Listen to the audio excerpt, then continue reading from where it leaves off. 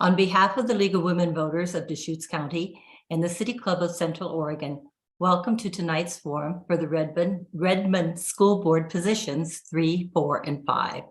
Our forums are conducted according to league guidelines, and all candidates who have filed in this race were invited to participate, excluding those who are running unopposed. We thank the candidates who are participating this evening, and we appreciate the gravity of your committing to run for office. Our moderator this evening is Mike Ficher, longtime Central Oregon media personality and journalist. Mike, would you like to begin? Absolutely. Thank you, Carol. I am indeed Mike Ficher, moderator for the League of Women Voters and City Club of Central Oregon Candidates Forum for the Redmond School District. Positions on the board 3, 4, and 5. Those are the contested positions on the board. Now, the Redmond School District consists of 5 members elected at large, and members must be registered voters and residents of the Redmond School District for 1 year immediately preceding the election. Now, the board's major responsibility is setting policy. The board hires a superintendent who in turn hires staff to put policies into practice. The board is responsible for approving the budget, setting district goals, asking voters to approve bond measures and levies for facilities and operations, guiding collective bargaining, and evaluating the superintendent. The term length for Redmond School Board candidates for position 3 is 2 years. For positions 4 and 5 are 4 years. For position 3, we have Amanda Page. For position 4, we have Brad Porterfield. And for position 5, we have John Campbell and Liz Goodrich. Our candidates Wendell Otto for position 3 and Keri Lopez for position 4 declined to attend. We will start with 1-minute opening statements, followed by questions where each candidate will have 1 minute to answer. At the end, each candidate will have up to 2 minutes for a closing statement. Candidate orders will be rotated during the questions. I will alert you if the questions are rather lengthy. Most questions are fairly concise. So let's get started with the opening statements, and I invite Amanda Page to offer your opening statement. Thank you. Thank you for tuning in. My name is Amanda Page. I'm running for position 3. I'm running because I believe in the power of public education. I come from a family of educators. I was educated in a public education setting. Unfortunately, it was also in a very impoverished community where students and staff were under-resourced. And so by the time I got to college, I really lacked some of the critical things that I needed to be successful in college, and eventually ended up going down a different route, which has been amazing as a flight paramedic and now DEI officer, and I'm working on a healthcare initiative with my tribe. So my career was not what I expected it to be. And I do feel that if my teachers and the students at my school had been resourced appropriately, I could have done different things with my life, but it still would have been great. I'm happy to be where I am, but I know that resourcing is important, and that's one of my priorities in running for school board.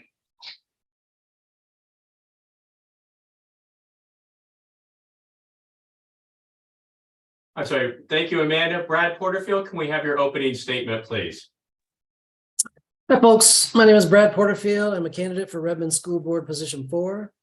I want to serve on our school board because I believe our kids deserve the best education possible. I'm the father of a senior at Ridgeview High School who's been attending Redmond schools since kindergarten at Lynch Elementary. I have seen our schools do a fantastic job at the elementary level, but not quite as well at the middle and high school.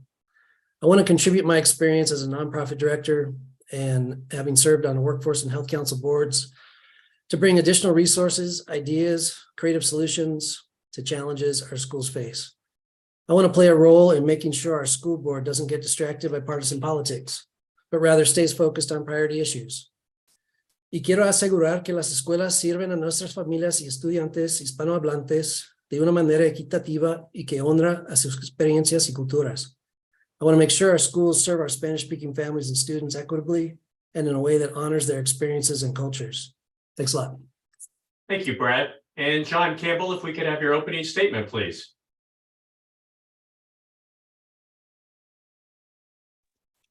Thank you, everybody on the stream for attending this, and thank you everybody on YouTube for watching live. So first of all, my name is John Campbell. I was born here in Redmond, the reason I am wanting to be on the school board is I have two elementary age students and I want the very best education humanly possible for my kids. So it's very personal for me.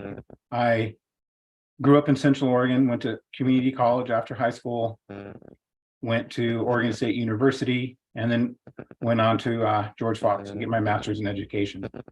I've been teaching in the public school for about 12 years in different roles. Started off as a sub for a couple of years, and then went into teaching science and have been doing that ever since. It is more important now than ever that our students are getting critical thinking skills, and I'm not seeing students getting those critical thinking skills. So I want to be on the school board to help the superintendent focus on that. Thank you. Thank you, John. And Liz Goodrich, your opening statement, please. Thank you. Thank you to the League of Women Voters and for City Club and to Mike for hosting this event tonight. It's really important for constituents to hear from elected officials. My name is Liz Goodrich. I'm currently serving as the vice chair of the Redmond School Board. My family has been in Central Oregon since 1978. And my husband, Pete, who's a retired Army colonel with 2 combat tours of duty, have lived in Redmond since 1999. Both of our sons attended and graduated from Redmond schools. And I am seeking a second term because I am an ardent advocate for public education. I absolutely believe that public education is a cornerstone of our democracy and a critical part of thriving communities.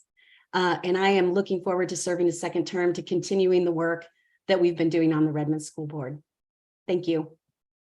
Thank you, Liz. Let's get started with the questions. These questions have been submitted by members of our community. First question, how do you view the governance and legislative roles of the board and individual board members? And Liz, we will start with you. Thanks. That's a good question. You know, there is a lot of misconception out in the public about what school boards can and can't do. To the question, you know, we are a governing body. We're not a legislative body. We do not make or pass laws, but it is our job to put laws into practice through policy in our school district. So, you know, as an individual on the board, I am part of a vote to implement policy that reflects the law. And that is our job. And that, you know, that came up a lot during the pandemic, whether or not school boards could defy law that was coming down from the state level. And the answer is no. You know, the answer is we are there to implement the law as a governing body. Do we have some latitude? Sure, as long as we're following the law. You know, there were going to be some serious consequences. There are serious consequences if a school district decides not to follow the law, including loss of funding, loss of insurance, all kinds of, you know, very dire consequences should a school district choose not to follow the law. So we had to make some hard decisions, and not everybody was happy about them, but that's the role of the school board. Thank you, Liz. John, same question. I will repeat it. How do you view the governance and legislative roles of the board and individual board members?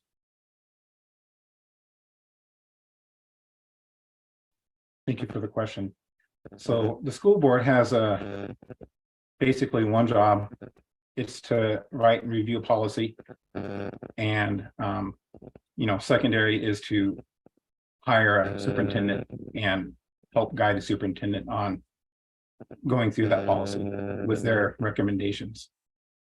So as Liz said, you know, when there's laws, it's our job as the school board to make sure it fits into our school and how we adjust our school district to fit those laws. And we do lots of deep diving into policy and data, and that's what we do on our off time. And you may think we're crazy, but that's something that can be kind of fun to help benefit our students to get the very best education possible. So as Liz said, you know, we're not a legislative body. We don't make law. We look at the law and we fit it into our school district to make it the most fit for our Central Oregon Redmond school district. Thank you, John. Brad, same question, please. Oops. I essentially agree with everything that's been said, but I would add, I have a different take on board service. I have served on our workforce board and health. I currently serve on our health council board. And I have a board of my own at the Latino Community Association that oversees me. But I really believe all elected positions give you the opportunity to have influence. And by influence, I mean to help shape the culture of our schools, of the leadership, be a part of, sending a message that our community is behind our kids, that we believe in them, that we want the best for them. And, we have a lot of power, to put it plainly. If you're elected, you're given power. And we have the responsibility to use that power effectively, be present, be productive. And it also gives us a really good opportunity to engage the public in conversations around our education in our schools and the culture of those schools. So influence is big. I'll just stop there. Thank you, Brad. And Amanda. Can you repeat the question? I'm just joking. Absolutely. Just kidding. Absolutely. How do you view the governance and legislative roles of the board and individual board members? I agree with Liz. What our job is not to create our own laws here. We're taking the laws that are created and we're executing them in a manner that makes sense for our schools, for our students, for our teachers, for our staff. And so, although our hands are tied in some ways, we always have the opportunity to listen to community, voice community's needs, because that's why we're elected, work collaboratively with each other to work through tough issues and figure out policy that not only meets the letter of the law, meets the spirit of the law, and also meets the needs of our community and our students. That's all I have. Okay, thank you. Let's move on with the next question. And Amanda, we will start with you. How should the school board and you as an individual member support teachers and staff throughout the district? Yeah, this is super important. We have a problem nationwide with recruiting and maintaining good, solid teachers. And so supporting our teachers it's probably paramount to one of the most important jobs that we do. So to support our teachers, we need to listen to them. They need to have a voice. They need to be heard. We need to, when we're doing collective bargaining agreements, we need to come to the table with a reasonable stance, to listen to them, to listen to their needs, to listen to what is going to make their job more manageable and help them to be more effective teachers. A lot of times people view the school board as somehow oppositional to teachers, but really it should just be part of a collaborative effort altogether to meet everyone's needs. Because if you meet a student's needs, or if you meet a teacher's needs, they're in turn going to meet your students' needs well. And so well-supported, well-resourced teachers in turn provides well-resourced students who are able to be successful. So listening to teachers, providing them with what resources they need, and then working collaboratively with them, I think is the key to success for everyone. Thank you, Amanda. And Brad, same question. I will repeat it. How should the school board and you as an individual member support teachers and staff throughout the district? That was a beautiful, I agree with everything Amanda said, but in addition, piggybacking off that, our teachers need to be paid well. And I understand that the Redmond School District has the lowest average pay across our tri-county region. And it may not be, a huge difference, but nonetheless, we don't want to be in last place, so to speak. So we need to pay our teachers well. And I agree, we need to listen to our teachers. They need to have a voice. I've personally witnessed situations where teachers had zero voice when a principal about 6 or 7 years ago, maybe more, I've lost track of time, was being ousted. I saw some public participation, some public get involved and voice their opinions about that decision, but I saw zero teacher participation. And in talking to teachers, it was basically, I'd like to keep my job. I don't want to get involved in this. And that seems pretty crazy to me. We need to give teachers power. And so that's, I look forward to learning about the collective bargaining process. I don't know much about it. I look forward to learning more about that and talking to our Redmond Education Association folks and our teachers. Thank you, Brad. And John, same question. How should the school board and you as an individual member support teachers and staff throughout the district? So first of all, when I started teaching, as many teachers, when they start teaching, they're not in it to get rich. But they do need to make a living wage. They need to be able to pay the bills, pay off their school loans, which are quite large nowadays, put food on the table and prepare for retirement. But beyond that, most teachers aren't looking for a lot of money. With that said, we do need to be competitive to keep the good teachers. But most of all, we need to have teachers that want to be there after they're hired. So it takes administration from the top from the superintendent to the school building administration to make that teacher job easy. So that means taking weight off the teachers as an extra duty stuff that doesn't help the teacher teach the students. The teachers want to teach the students. They want to teach them math, reading, writing, and history.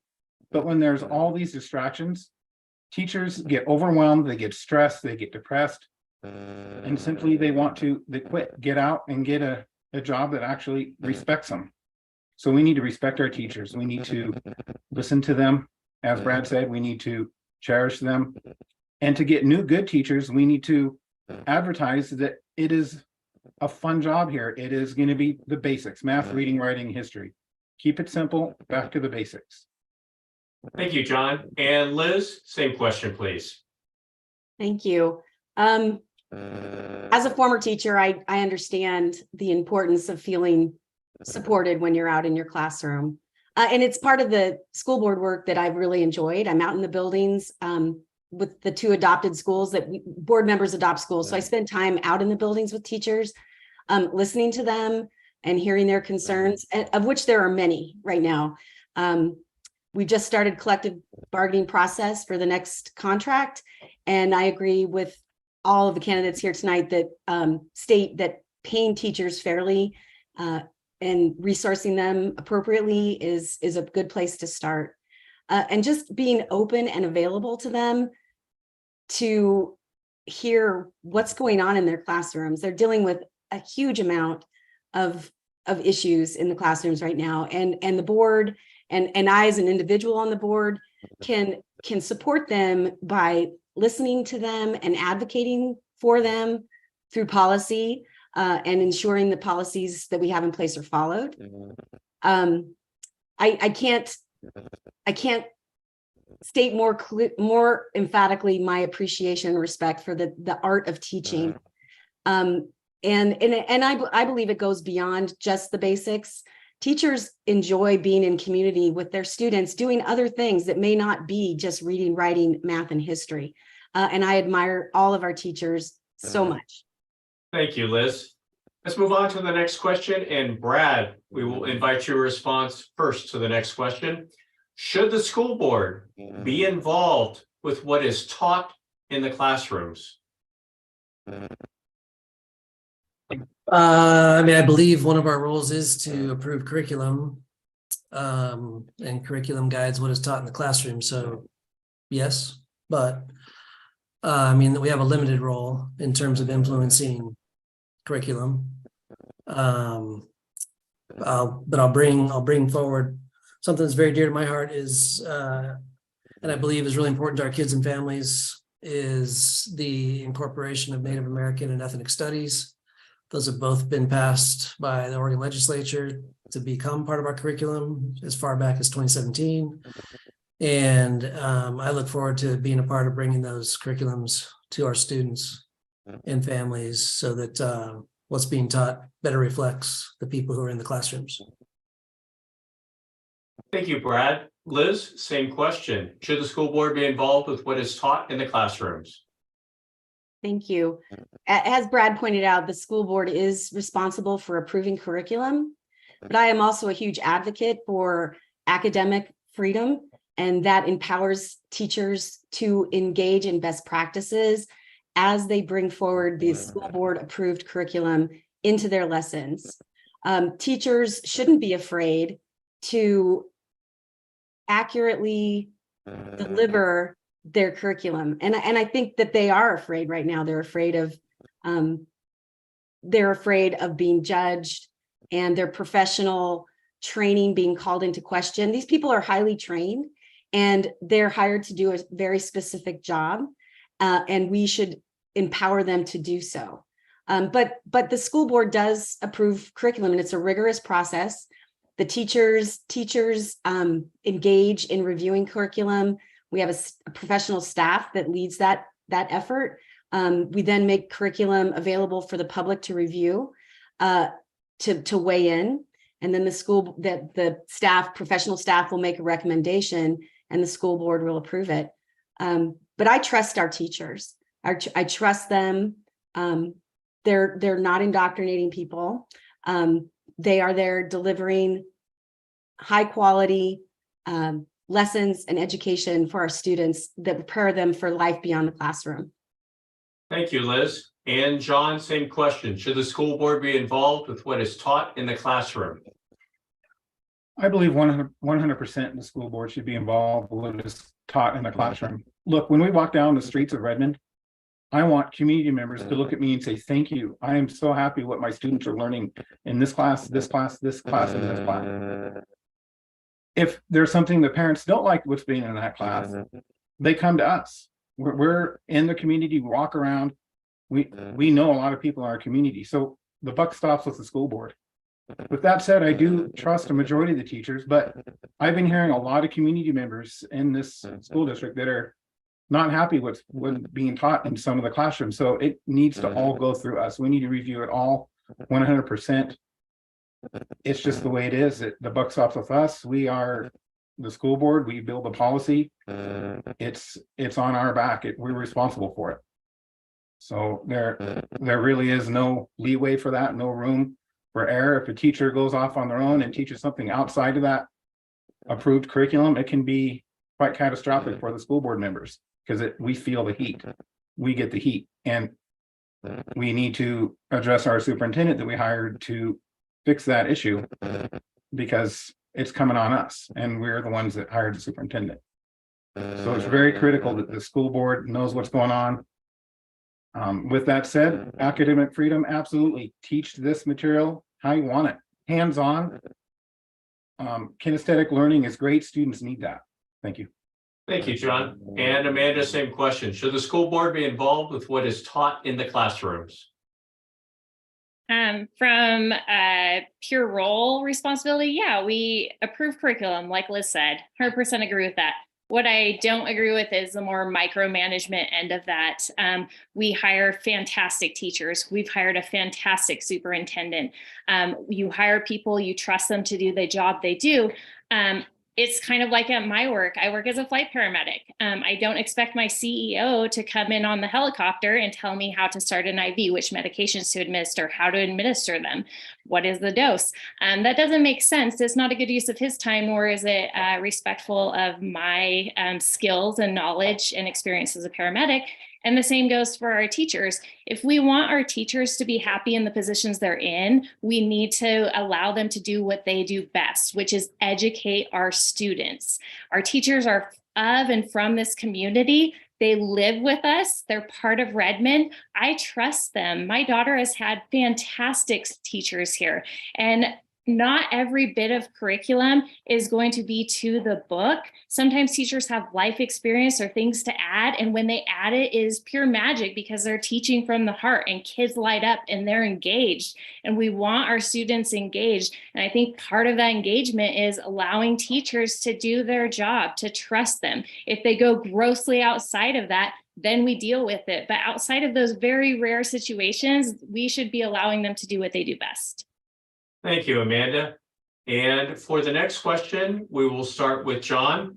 What is your knowledge about historical and current tax policies in Oregon and how they have impacted funding and operations for the Redmond School District? Graduation rates are very important for funding of our school district.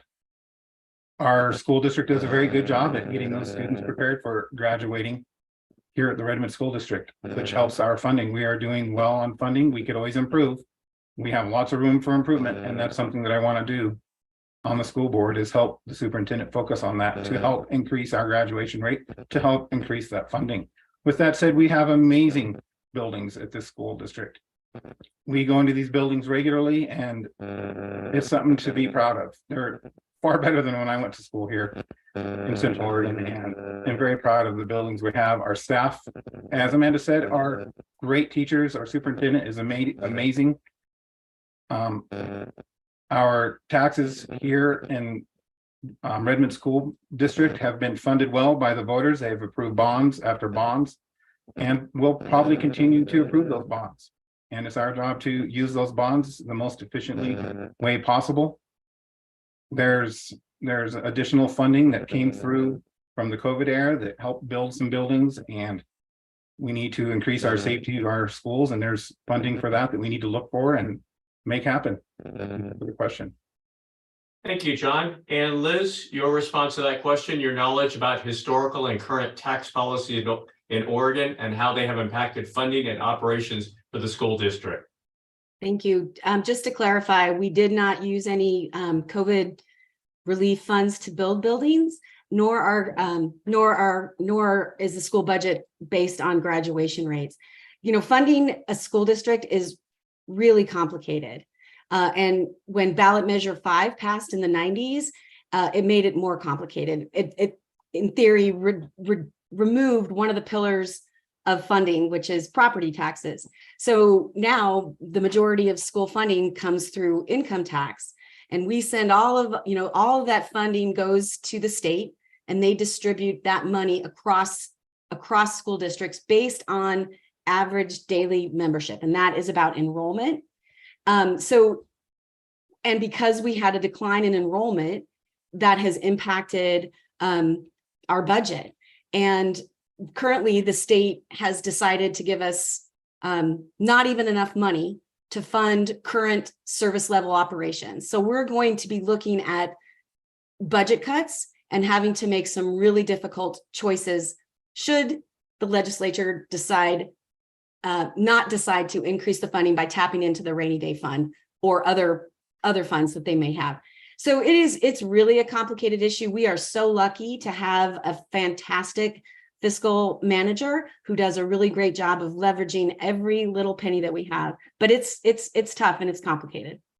Thank you, Liz. And Amanda, your response to the question, your knowledge about historical and current tax policies in Oregon and how they have impacted funding and operations for the school district. Yeah, so like Liz was saying, funding was fundamentally changed. Instead of getting money from property taxes, now it's pool of money and per student, plus some additional factors to that. And that was great in the low income communities that had very low property taxes. Now we're able to get funding that was more equitable compared to more communities that were more fiscally stable. And so that part was great. However, it did change funding. It changes the amount of money that we get per student. There are some additional dollars you get per student if they require extra resources, but it's hard. Our budget is tight. I've looked at our budget, tried to understand it, and it's tricky, especially with teacher contract negotiations coming up. There's going to be some really big challenges to that budget. Like Liz said, it is tight. Part of what we can do is like adding bonds, but really we have to work within that budget that we have and get creative about how we spend it. Reduce waste, as always. Every politician is going to tell you reduce waste, spend dollars more wisely, but really that's at the heart of what we have to do because the funding is so low and not really even adequate for our schools.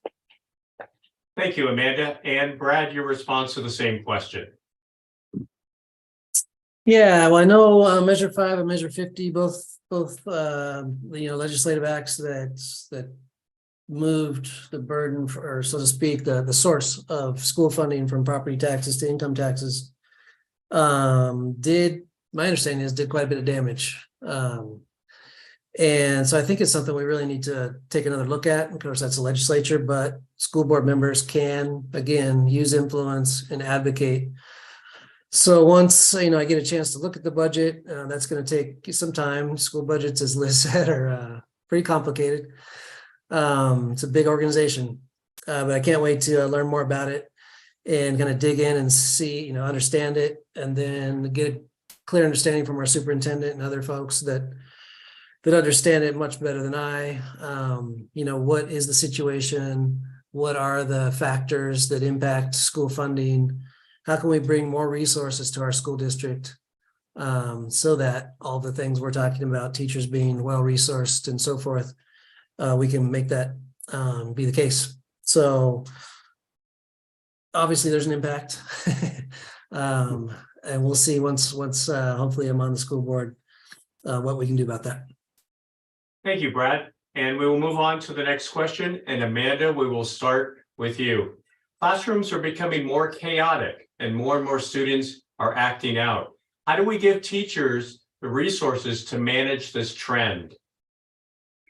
Yeah, this is tricky for sure. There's a lot of students that are schools that are trying different methods. One thing that I'm interested in is restorative justice, which is a way in which students who are acting out or might have disciplinary issues in the classroom, instead of there being punitive issues like suspension from school, which we know does not help to improve graduation rates or education, is working with those students to collaborate with their community of other students to understand the effect that their actions had on the classroom, and then move forward from there.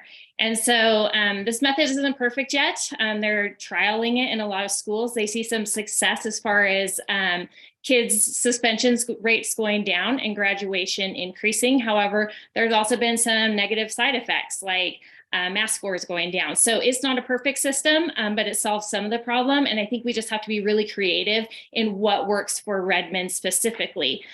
So it's a huge issue. I think adding more mental health resources to schools would work greatly towards helping students. Adding more educational assistance in the classroom will help with classroom management as well. It's just really tricky, but it is something that we have to tackle because it is affecting our teachers' ability to do their jobs. Thank you, Amanda. And Brad, your response to the same question, please. Yeah, everything Amanda said. And I am a strong believer in the fact that, yes, our schools need to teach academics, but our schools need to be much more than academics. So many kids go home to families that are broken, that are struggling, and they just don't get the support that they need in areas outside of academics or for academics. And so I really believe, especially coming out of COVID, our schools need to prioritize, and this is part of what I mean when I say shaping a culture, need to prioritize giving kids a space and time to be heard about whatever they're going through in their life. Because until they feel that the people in the school care about them, care about their lives, care about their families, they're not going to care about learning. And that's not true for every kid. It's generalization, but a lot of kids, the kids that struggle the most, they need that. And so if our schools can prioritize, and this is restorative justice is in many ways about this. It's about giving kids time, teachers time to sit, maybe it's 5-10 minutes every day to start the day, or every class, whatever that might look like, but to build relationships and give people space and time to be heard.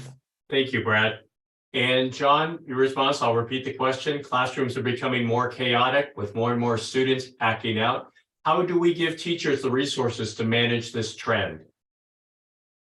Right. Thank you for the question, Mike. So first of all, you're right. I've been there. I've been in those classrooms. I've been there for the past 12 years, and it's increased, especially over the COVID years. I think getting kids away from the screen, the computer screens, getting them hands-on to do hands-on learning that they enjoy, they're engaged. They go home, they brag to their parents what they learned that day. The parents are bought in to what's being taught in the classroom. And then when you get back to the basics, get those students caught up to their grade level. If they're in third grade, they need to be at third grade level math, reading, writing, and history. If they're a freshman in high school, they need to be at freshman level reading, writing, math, history, and science. Once they're at level, they're going to be more tuned in to what's being taught in that classroom. Their behavior level theoretically should go down because they're focused, they care, the parents care, everybody's working together. And then we need to focus on safety in the schools. We need to make sure they feel safe. The parents feel their students are safe. That way they can focus on learning. They can focus on being part of that classroom community. They can start learning. They can start focusing on what matters instead of the behavior, which is what they go to when they're disengaged. We see it all the time in the classroom. Students who are disengaged misbehave. Thank you for the question. Thank you, John. And Liz, your response to the same question, please.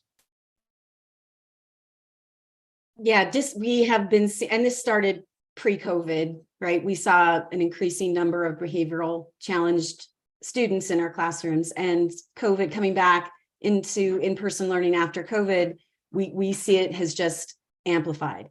And it is a huge concern for our teachers. Frankly, some of them don't feel safe in their classrooms. And I'm new to restorative justice, so I'm just learning about it. But I can tell you that as I understand it, restorative justice is a long-term, it's a long game. And teachers are looking for solutions right now. And so the district has implemented a program called the BRIGHT program, which has created spaces for students who are dysregulated, a space for them to go and get the service and the attention that they need from an assistant or a behavioral specialist that allows the learning in the classroom to continue without disruption. We have increased counselors in all of our buildings with the hope of helping kids who are dysregulated get what they need to get their behavior back on track. But as all the candidates have said here, dysregulated behavior gets in the way of learning. And so it's a real problem. And I think we're addressing it as best we can right now, but I think it's a moving target, and we have to, it's all hands on deck here. Thank you, Liz. And we will move on to the next question. And Liz, we'll ask for your response first to the following. Would you support more experience-based learning and less time teaching for testing? Will you repeat that? Sure. Feels like a big question.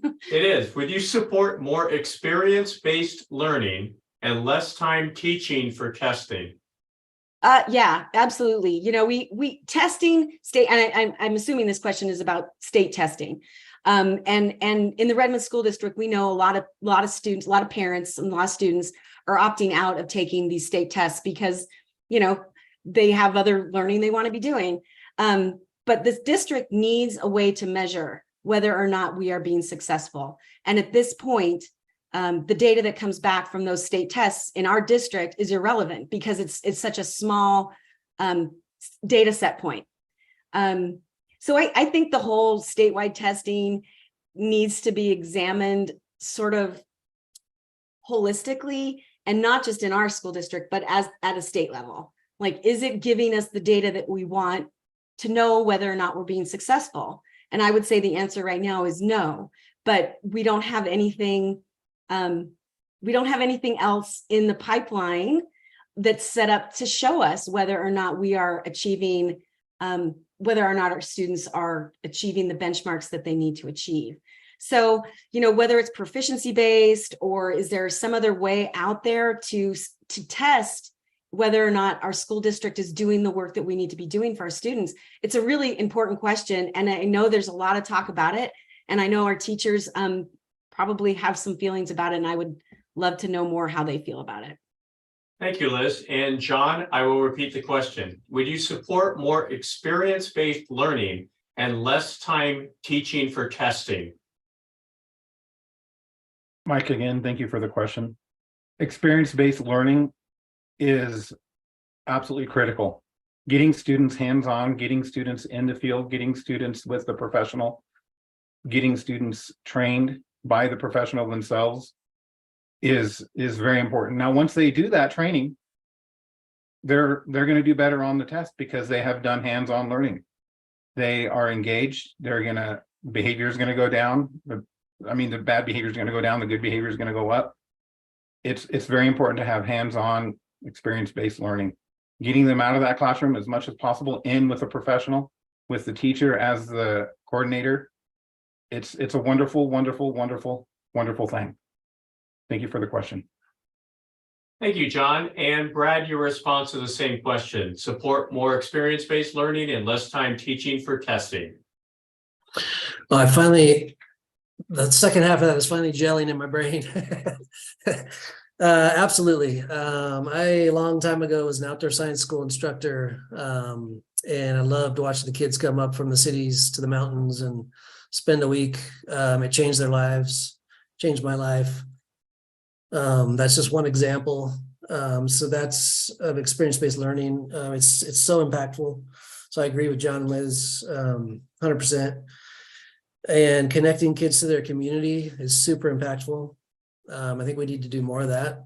And that means, taking them out to see the water treatment plant, understand how when you go to the bathroom, what happens. It's really simple stuff, but we just bypass it. We don't spend time like just connecting kids to the community and all the resources that exist, and everybody who's working to make the community better, and all the opportunities that they have when they leave school, professionally, all the things that they can do. Like we're kind of missing the boat there. I think we can do better. Less time teaching to test. Yes. The standardized tests, I'm not a big believer in standardized tests. There's a lot of research that shows they're not very effective at measuring growth. It is hard to come up with another solution that's, standard, so to speak, across all teachers and all classrooms. But I've started to learn about performance-based assessments, and I believe in proficiency as well. So looking forward to learning more. Thank you, Brad. And Amanda, your response to the same question. Do you support more experience-based learning and less time teaching for testing? I don't know that it's an either or. I don't believe that we should ever teach towards a test. I think that is not a great concept. I think we should be teaching what's going to be tested because it's obviously important. However, teaching just so a student can pass a test does not show that the student actually has mastery of the topic. My daughter was lucky enough to attend a Montessori public school K-3 until we moved here, and that is more experience-based learning. I can tell you from that experience, she did wonderful. She had great mastery of a lot of those concepts. However, when we moved here and she started to have to take standardized tests and just in-class testing, it was really challenging for her. But I do think that there is a way to do both. And I also agree with Liz when she talks about maybe the tests that we're doing right now aren't perfect and they need to be changed at that level, especially because we know standardized testing are really biased against kids who are from the BIPOC communities. So I don't think that the standardized testing that we have now is adequate. I think that there is probably another solution to it where it's still testing. However, it's less biased and allows for a greater mastery of topics to be shown by students without the bias and the difficulty in actually taking a test for some kids. Thank you, Amanda. And you kind of led into my next question, and Amanda, you will be the first to respond to it. How can the school board help support children of color and LGBTQ plus communities of color? Yeah, this is near and dear to my heart. I'm a member of the Klamath tribes, even though I'm white seeming. Most of my family is not. I grew up in a impoverished area where the students were 60% BIPOC. So I can tell you that it is incredibly important to have teachers who represent your culture, your background. So I think increasing diversity in teachers is important. I also think that increasing representation in our textbooks, in the books that are in our library, the materials that are given to our students are incredibly important. It's easy to think it doesn't really matter if you're represented in the books you read, but that's because most people who think that are represented in the books they read, in the texts that they have. When I went to go write curriculum a few years ago for critical care paramedicine, a lot of the curriculum that was already out there did not represent the full breadth of patients that we treat, and the ones that did had biased information in it. So I think presenting kids with information that represents them fully, that's not biased, and having more diverse teachers, staff in their schools is really helpful for them. Same for the LGBTQ community. Kids need to see characters, material that reflects their life experience too. Thank you. Thank you, Amanda. And Brad, your response to the same question, please. How can the school board help support children of color and LGBTQ plus communities? By being welcoming and embracing all people for exactly who they are and not judging anybody. And I know that's hard for human beings, but we have no right to be judging other people's, if they're breaking the law, that's one thing. But if they're just different than us and we don't understand them, to judge them or to treat them any differently is shame on us. So we need to accept all kids, let them know that they're celebrated, not just tolerated, celebrated. We need to, our immigrant families, we need to embrace our immigrant families, honor their experience, their language. Never shame a kid for speaking a second language. That's just silly. I wish I knew 3 or 4 languages. It's empowering, and it gives you connection to the world in ways that,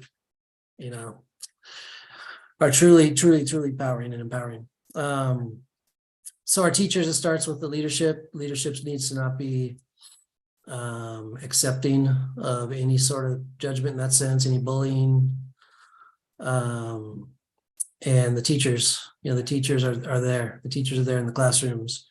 Teachers need to pay attention. I know it's not easy. It's a difficult job, but we got to intervene and let kids know what's up, respect everyone. Thank you, Brad. And John, your response to the same question. How can the school board help support children of color and LGBTQ plus communities? Thank you, Mike, again for the question. So first of all, the school board can help write policy that makes sure every student feels safe, they are safe, and their parents feel that their students are safe while they're at the school. We need to make sure every individual learner is learning the basics: math, reading, writing, history, and science and critical thinking comes from all that. With that, we're addressing every single student's need at school is to feel safe, to get that education. If there's a student who needs special attention, they need to be talked to. They need to have a conference with the parents and make sure that it is the right environment for them. They feel safe, they're learning. Most of all, they're there to learn. Look, we as community members spend many thousands of dollars to give these students an education. We need to make sure they're getting the education. So we need to make sure they're safe. We need to make sure there's no bullying of any kind. There's nobody in the school who feels like they're being segregated or pointed out or discriminated on. Nobody. It can't be tolerated in the public school. It needs to be an educational environment, and I want to give the superintendent all the focus that he can have on that to get students the basic education, which is math, reading, writing, and be at grade level. Thank you for the question, Mike. Thank you, John. And Liz, your response to the same question, please. Yeah, I think the school board can do a lot here. And sadly, our school board has not done as much as we can. We've not adopted an equity lens yet. We've failed to adopt some policies that would ensure that every student who comes into our buildings is seen for who they are. So I think the school board has a lot to do here in this area. I also want to say that, 24% of the Redmond student body identifies as students of color, yet we have 3% of our staff.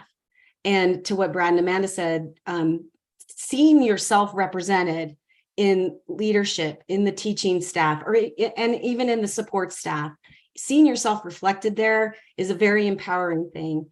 And students also need to be able to see themselves in, like Amanda said, in books that are on the shelves. We know that LGBTQ students are 4 times more likely to have suicidal ideation. And that's because they do not feel seen or safe for presenting themselves in an authentic way in schools. And that has got to change. If we claim to care about every student, then we need to do better to make sure our students of color and our LGBTQ population are protected. Thank you, Liz. And we have time for one more question before we ask our candidates for their closing statement. I ask for your patience. It's a rather lengthy question. And Brad, we will start with you. School libraries around the country have had an increase in books being challenged or removed from shelves. In fact, the Redmond School Board chose not to accept a donation for culturally diverse books in June of 2022. What is your understanding of the role of the school board and individual board members in these decisions? Whew. Yeah, Yeah. banning books. I definitely do not support banning books. Freedom of speech, that's our Constitution, right? So the Supreme Court has ruled on this issue. It's really not an issue that should be coming up again and again and again and again. People are free to express things they don't agree with in the world, but they're not free to ban books from public institutions, public schools, public libraries. I had never heard that the school board refused funding for, I forget the words you used, but culturally diverse books. That's ridiculous to me. Why would you refuse resources? So no, don't support it, won't support it, but always open to discussion. As long as it's reasonable and we're not wasting time on something that's already been decided, for decades. It's based in our Constitution, baked into our Constitution, our country. That's not what we stand for. So let's not get distracted. Thank you, Brad. And Liz, your response to the same question, and I can repeat it if you need it. I think I've got it. Thank you. So I just, full disclosure, I've worked for the Deschutes Public Library for 20 years, so I'm pretty enmeshed in the idea of intellectual freedom. And I absolutely, I think school libraries walk a trickier line than public libraries for sure. But I do not support removing, Canby School District just removed 33 books from their shelves before even reviewing the material, which is crazy to me.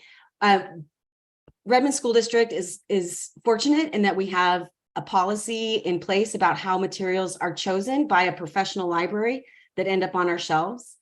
We also have a policy in place for reconsideration for materials. So any parent or public member of the public who has issue with a book, there is a process by which a group of community members review a book and make a recommendation on what to do with those materials. Books are windows and mirrors for people to understand lived experiences that are not their own. Books build empathy, but I also support a parent's right to have input into what their child looks at and partakes of from our library. But one parent's rights should never impinge on another parent's rights. So if you don't want your child to read a certain book, that's great, but you don't get to tell me what my child gets to read, because that's an infringement on my rights. Thank you, Liz. And John, your response to the same question, I will repeat it. School libraries around the country have had an increase in books being challenged or removed from shelves. In fact, the Redmond School Board chose not to accept a donation for culturally diverse books in June of 2022. What is your understanding of the role of the school board and individual board members in these decisions? Mike, thank you again for the question. So, first of all, we have students in the school for the basics, getting them to reading, writing, math, arithmetic, and history. As Brad alluded to, the correct history. Our country is built on the Constitution, which we have, inalienable rights, and we shouldn't be banning books. No, but we only have a finite amount of space for books in our public schools. We have a little bit in our elementary, a little bit in our middle schools, and a little bit in our high school. Our public libraries have much more space, and it sounds like we're going to be getting much more space with our Deschutes County library system. in regards to books in the elementary level, yes, books are a window and a mirror into people. And there's frankly some people I don't think students should be seeing through a window or a mirror. I think that's completely inappropriate. Some people who write books. Now, should those books be banned? Absolutely not. No. But should they be in front of a 6-year-old, 5-year-old, 7-year-old? Probably not the best place for those books to be. So if there's a book that a parent or a group of parents don't want to have in there, they have a procedure to go through in Redmond School District. Fortunately, the school board has done a really good job in getting that set up. It needs some fine tuning, but I think we're on the right path to giving our students the education they need. They need a library. They need it to be helping them read, learn the correct history, and math and science. Thank you.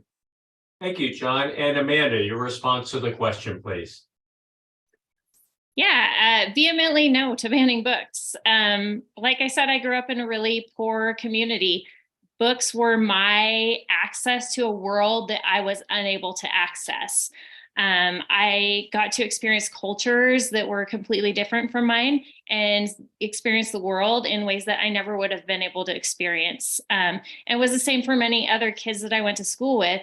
It is imperative that kids have access to reading material that reflects their experience, that opens their mind to new ideas, that emphasizes that critical thinking that we are talking about. The more you know about the world, the broader your perspective, and the more easily you're able to think critically about the world that you exist in.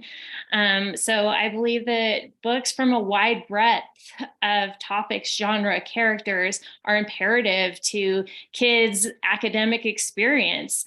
And in addition to that, we also need to make sure that these books are age appropriate, obviously, but we're having, like Liz said, there's a professional going through these books and selecting them. They're not just picking one of every book that's on the bookstore shelf. So when we choose these appropriate books, yes, they need to be available to kids. Should parents have an opportunity to opt out for their own kids? Absolutely. Do those parents have the right to infringe upon my rights and my child's rights to have free access to academic freedom and books? No. Thank you. So, thank you, Amanda. And thank you to Brad, Liz, John, and Amanda for their responses to these questions. We will now offer each of the candidates up to 2 minutes for a closing statement. And John, we will begin with you. Mike, thank you for this time. Brad, Liz, and Amanda, thank you for joining me in this wonderful discussion on our very important resource, our students. So first of all, I am passionate about students getting an education. I want them to break those socioeconomic barriers that they have experienced in their families because of maybe a lack of education their parents got. Maybe their parents didn't learn math, reading, writing, and history. And so it may not be something that's being passed down to them as an importance in the basics of being at grade level and staying at grade level and helping students focus on those basics, math, reading, writing, history. Once they get those basics, let's do amazing music programs. Let's do amazing art programs. Let's go on field trips and go see Washington, D.C. Let's explore our Central Oregon. Let's go on hikes on Smith Rocks. But we need to get students at grade level. We need them to not start falling behind further and further and further and further until they get to that wonderful year, their last year of high school, where it's such a pride, it's such a proud moment for the families to graduate and know that you put in the effort and you learned. You know your history, your math, reading, writing, and most of all, you are a critical thinker. You're able to take information, you're able to digest it and make your own decision off that because you're educated. Instead of taking the word from somebody else, they tell you to do something, you just do it automatically like a drone. We don't want drones. We want critical thinkers. This country needs critical thinkers.